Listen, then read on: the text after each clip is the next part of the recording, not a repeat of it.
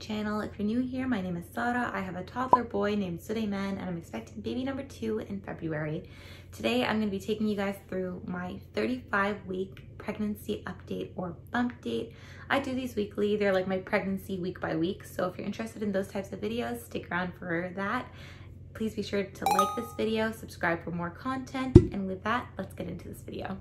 I like to start my updates by talking about the baby's development. At 35 weeks pregnant or 35 weeks gestation, the baby is about the size of a honeydew melon, which is about 18 inches long and a little over or just around 6 pounds. Sometimes under, these are just ranges, of course. 15% of the baby's current weight is just their protective layer of fat, which I talked about in the last update. There's ridges now that have formed in the gums and they kind of look like your baby has teeth because there are teeth, of course, deep in the gum, but your baby is not going to have teeth immediately. It takes about 4 to 5 months. Some babies' teeth a little bit earlier. I remember seeing these little ridges like around the 3-month point with Suleiman, but I didn't have any teeth pop through, I think, until 7 or 8 months. So it can be even later. The baby's cheeks are developing fat at this point and their muscles are also forming, their cheekbone muscles are forming. So this gives your baby that cute little chubby face when they're born. And I definitely saw this with Suleiman. I'll try to insert some newborn photos of him. He was born at 36 weeks. So I'm really glad that we made it to that point because he had that chance to develop some cheek fat and it was super cute. And the baby currently sleeps about 90% of the time, which is a lot, and they don't have that much space to move, which I think is part of the reason that they sleep so much. I had my 35-week appointment this week. I just had it today actually, so I will be sharing my ultrasound from that. It was just a short ultrasound. Oh no. Here's the head. Yeah. And this is the abdomen. Okay. So that's a good idea. See, it says about 35 weeks. Okay, you're perfect. 35 weeks. So yeah, that implies an average baby. Perfect. Can I say hello to your husband? Yes, of course. Hi, husband. We miss you. She keeps bringing some other guy. You're making me laugh. So you can see we have a pretty good relationship. I like my OB. He's wonderful. Moving on from that, he might not be there for my birth and I'm really nervous about that. I don't want him obviously to be away for that. His son would deliver the baby if his father is away, which is nice. I mean, that's pretty cool that he has that type of clinic set up and that his son is actually more specialized than him. So that gives me a little bit of relief.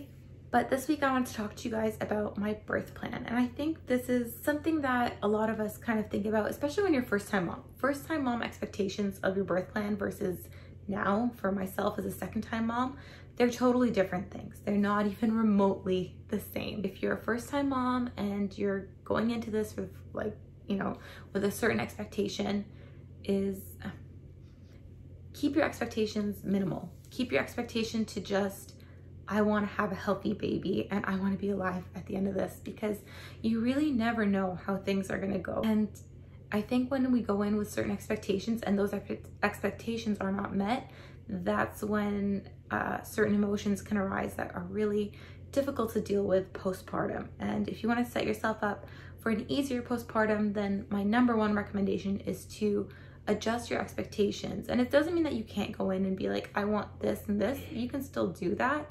But if they don't happen exactly as planned, kind of be okay with it. Try to be okay with it. So with that in mind, I'm going to tell you guys about my birth plan and maybe I'll tell you a bit about my last birth plan. So with Suleiman, I thought that I was going to go over full term. I thought I was going to go maybe 41 or 42 weeks like most of my friends. And I thought that what would happen is I would get the whole contractions thing and then I'd go into a bath and kind of like work through the contractions at home for a bit, maybe sit on the yoga balls and just kind of do those exercises that I was taught in the birthing classes. And then, you know, the contractions would come closer together and I'd be breathing through them and I'm feeling like a champion, and then go to the hospital and they would hopefully admit me and then it would progress from there and I would be dilated, ask for an epidural if I felt like I needed it, but maybe power through without it. A couple good pushes, baby's out, skin to skin, everything's phenomenal. and baby latches and breastfeeds like a champ. That was my expectation going into it. I would have liked to do a natural labor originally, like with that first experience, but it wasn't headed that way. So I had a completely different experience than what I just shared of my expectations. What I'm expecting or would like to happen this time is ideally I would like to hit 37 weeks. If I don't hit 37 weeks, it's okay. I've been there. I know that my baby will likely be all right, because late preterm babies do have really good success rates, and he's kicking me as I say this. If I hit 37 weeks, then I really hope that it's not because my water spontaneously ruptured like last time. And if that's the case, I hope that I get the chance to have my own contractions, because last time I was induced, my water broke spontaneously. I was connected to an IV and antibiotics for my entire labor, which was miserable. I think the most miserable part of my labor was having that IV right here on my hand, and then they had to switch it to my other hand. That hurt. And I also didn't get the epidural until really late in that experience. I would ideally like to have a natural contraction buildup. I don't want to have Pitocin again. I don't want Cervidil or the Foley. Those are two things I did that I didn't anticipate would happen. I don't want to be induced, basically.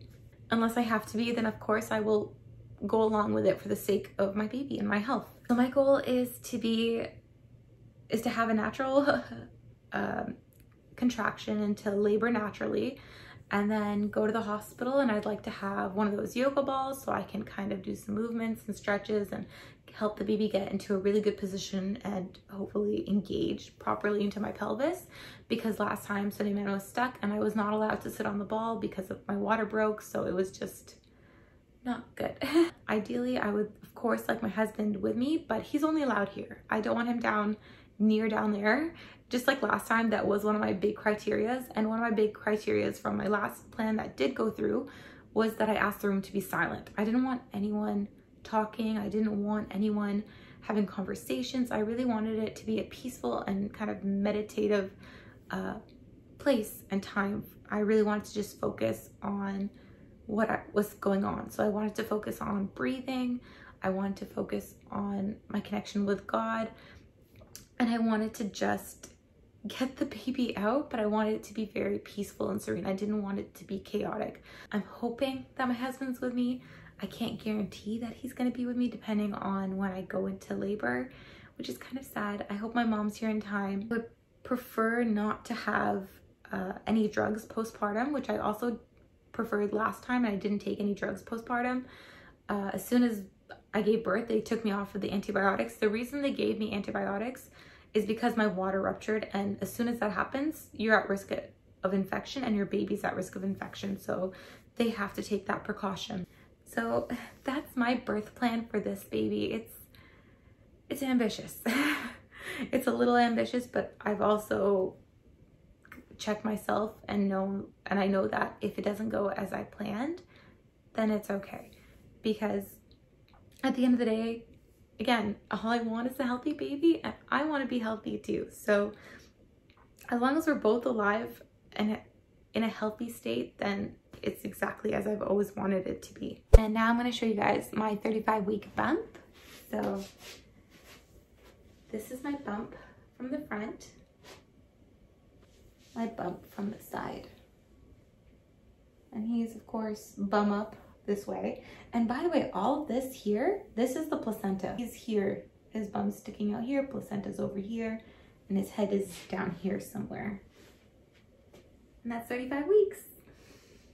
And with that, we'll call it an update. If you like these types of videos, please be sure to hit up the like, subscribe for more content, and let me know in the comments what you'd like to see next. I am thinking to do a couple like pregnancy craving videos. If you like those, let me know. And if you have any other, again, suggestions, let me know in the comments. Until then, I will see you guys next time. Bye-bye.